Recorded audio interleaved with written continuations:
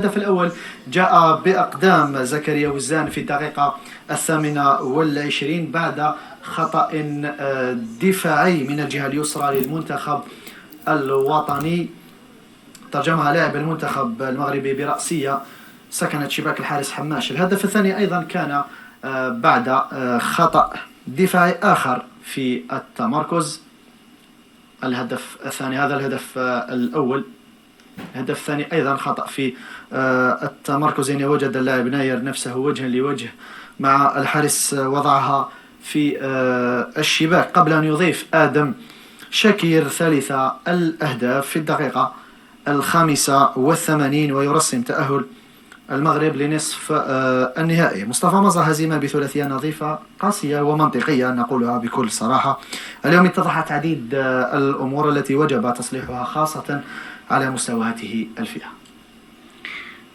والله غير خيبة وراء خيبة، خيبة وراء خيبة. لو نعود إلى الموسم الماضي يعني ونمشي يقول لك إقصاء من كأس أفريقيا، إقصاء من كأس العالم، إقصاء لفئة أقل من 20 سنة، إقصاء لفئة أقل من 23 سنة، خسارة في كأس الشان في النهائي، عدم تأهل المنتخب الوطني إلى الأولمبياد وكأس أفريقيا.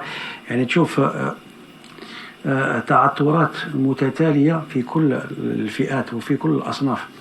يعني هذا إن دل على شيء يدل على عدم ما كاش عمل اولا قاعدي، ما فيش استراتيجيه واضحه. ولو انه اليوم ما نقدرش نتكلم على منذ قدوم مصطفى بسكري الى المديريه الفنيه وما نقدرش نحكم على بسكري وكل الكاتبه تاعو، لكن نقدر نعطي بعض النتائج مخيبه. وممكن جدا أن نقولوا أنه هناك عمل كبير ينتظر هذا المديرية. لكن لو نعود لك إلى المنتخب الوطني تاع في أقل من 17 سنة، أقول لما نشوف المستوى منذ بداية المنافسة أقول كان منتظر يعني الخسارة، وكان منتظر الخروج هذا أمام المنتخب تاع اليوم. أقول ربما المنتخب اليوم المغربي ظهر بمستوى عالي وظهر بمستوى حقيقي بعد خسارة في كأس العرب. وين قلت أنا وتذكر جيدا، وكان جبتها عماد وكان فكرتك وجبت لك، كنت قاعد مع نبيل قلت له كأس العرب ليس كأس أفريقيا، يعني أحسن المنتخبات وما راح يجوا يتنافسوا من أجل أماكن لأولا المونديال، الثانيا من أجل اللقب، وهذا ما حصل. يعني كنا نبهنا أنه المنافسة ما راح تكون سهلة، بالرغم من أنه المنتخب الوطني دخل في المنافسة، أما منتخب نقول جد متواضع بعد فوز وتسجيل أناطوف كذلك الصومال عفوا لثنائية. أقول اليوم ظهر مستوى الحقيقي تاع المنتخب، وظهر محدودية مستوى هذا المنتخب. وجب على أولا التفكير في وضع أسس حقيقية، وأقول أن الأكاديميات اللي أوهمونا بها لم تعطي شيء. نتكلم على أكاديمية بارادو، وقلتها في كم من مرة عماد أن أكاديمية بارادو تعمل وتحول لاعبين يعني فردا أقول فردا، لكن لما يكونوا في مجموعة ما شفناش نتائج. مصطفى مزة، أنا عندي بعض المعلومات في الحصة المقبلة، راح يكون عندي جميع الأرقام المتعلقة بأكاديمية الفاف وما أنتجته من لاعبين من 2012 من 2009 إلى 2011 إلى 2017.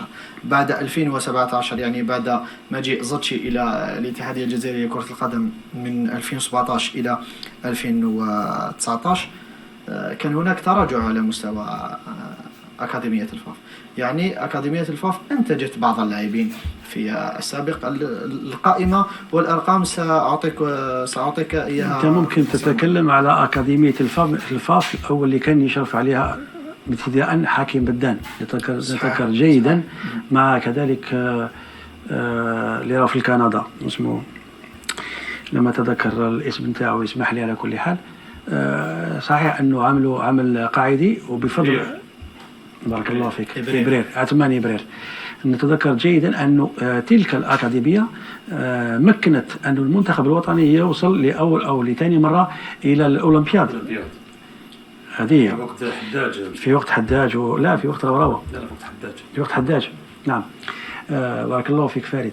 نقول أنه حقيقة العمل القاعدي في تلك الفترة ما كاش عمل لكن كبير، لكن على الأقل شفنا يعني بعض الثمار. لم يتواصل ذلك العمل، لم يتواصل ذاك العمل، وشفنا بعض الثمار وين كانت نتائج يعني مشرفة بالنسبة لهذه الفئة.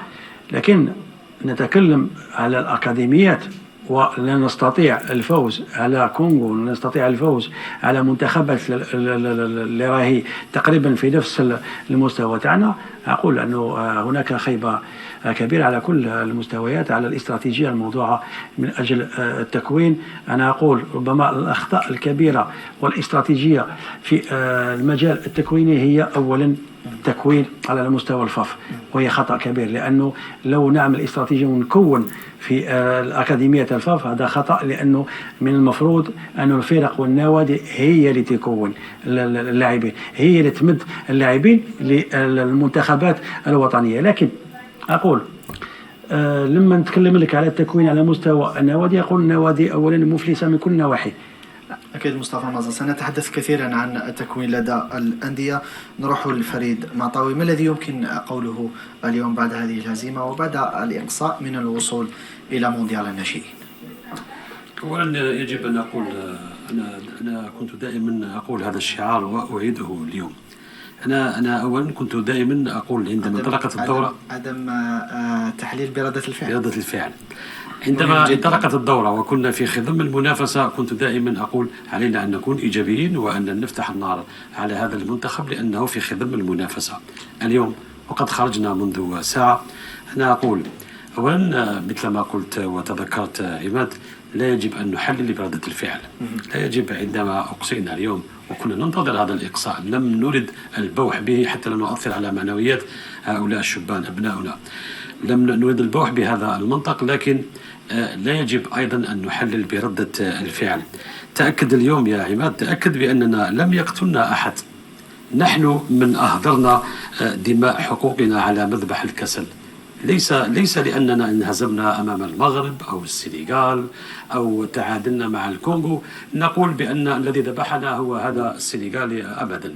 نحن من ذبحنا أنفسنا على مذبح الكسل. لذلك أعود إلى منطقة التحليل، أقول اليوم ونحن نقف على هذه الحقيقة المتوقعة والمنتظرة، علينا أن لا نعود إلى هؤلاء الشباب ونتحدث على ذلك اللاعب ونقول يعني أرأيتم ذلك اللاعب كيف روض الكرة، وذلك اللاعب كيف ترك المجال مفتوح أمام المهاجم المغربي، ورزق رمان لم يكن في مستوى أبدا.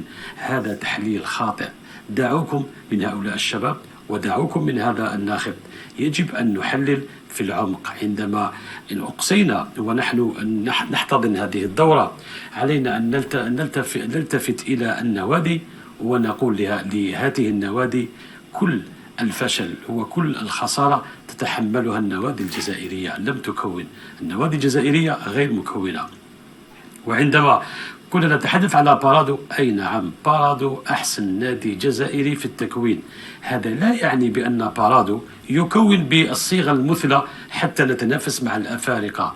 والسياسة التي انتهجتها الفاف، أنت كنت تتحدث مع مصطفى على تلك الأكاديمية التي استحدثها حداج في وقت معين وأنجبت تلك المجموعة التي ذهبنا بها إلى الأولمبياد. كانت حلول ترقيعية آنية لا أكثر، بدليل أن تلك المجموعة ولا لاعب نجح في مشواره الفردي.